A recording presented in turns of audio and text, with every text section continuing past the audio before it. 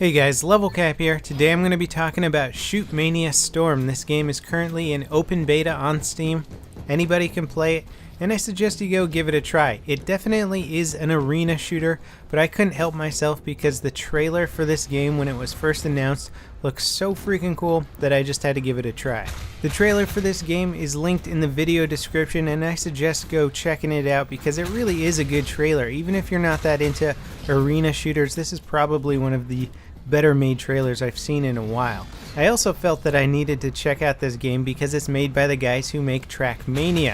I've spent many hours playing Trackmania, designing maps for Trackmania, and surprisingly this game has also got an engine which allows you to design your own maps. In fact, the engine designer looks very similar to the Trackmania engine designer.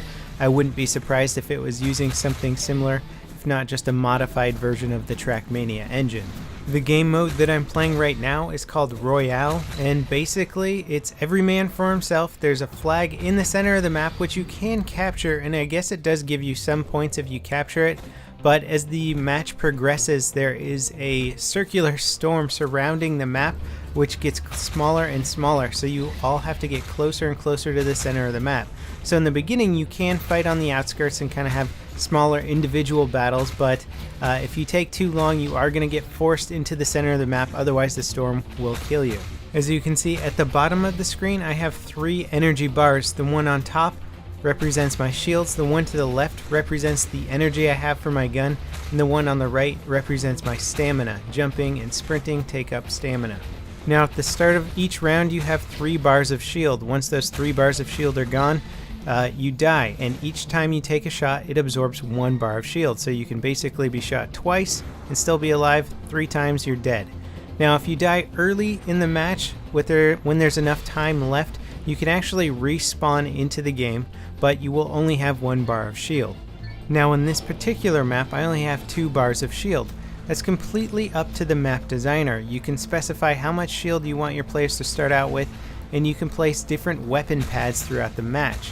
Now as far as my understanding goes, when you pick up a new gun, or rather than pick up, you activate a new gun by standing on certain pads, you can't actually use that gun once you leave a certain combat zone. So there could be a pillbox in a certain part of a map which gives you a lightning gun, which basically acts like a sniper rifle. And then there could be certain areas of another map where you walk over it and you can shoot high explosive slow moving rounds that detonate after impact. This offers some interesting gunplay change up depending on what part of the map you're in. If you go into a pillbox you now have good long range capabilities. If you go into certain hallways all of a sudden you have these big area effect weapons, but there's nothing that actually stays with you that you keep for the rest of the round. Now there are multiple kinds of game modes, ones that sort of reflect a capture the flag style game mode that are team based. I wasn't able to find too many servers. Again, this is the open beta which just opened up today, so it was a little tricky getting in certain games, so I was mostly playing Battle Royale. Now the big part of Shootmania, or at least the part that's going to be really big about Shootmania, is the fact that anybody can edit maps and design your own maps with a really easy to use intuitive map designer.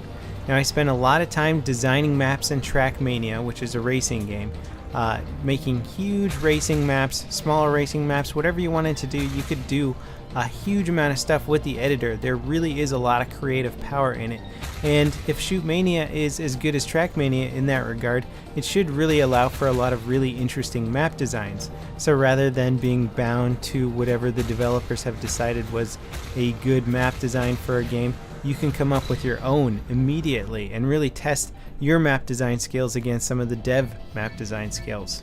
Now because the map design is based on a tile-based system that the engine already has, each map file is incredibly small. You can download it in just a few seconds.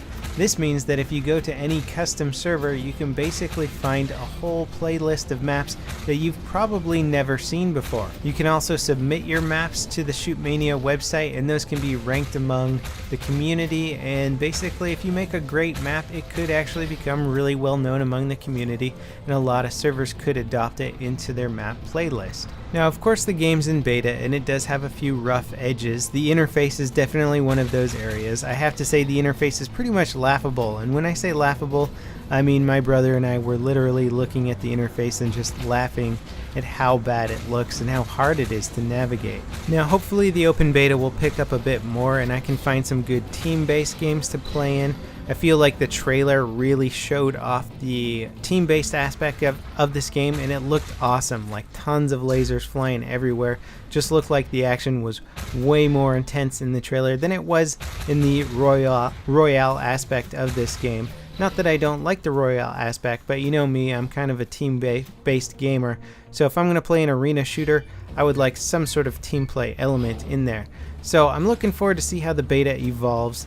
Looking forward to seeing if there's any new maps that come out during the beta, since they're essentially really easy to make, and you could essentially have several new maps every day designed by the developers, or hundreds designed by users. So in that regard, the game should never really get stale in terms of map design.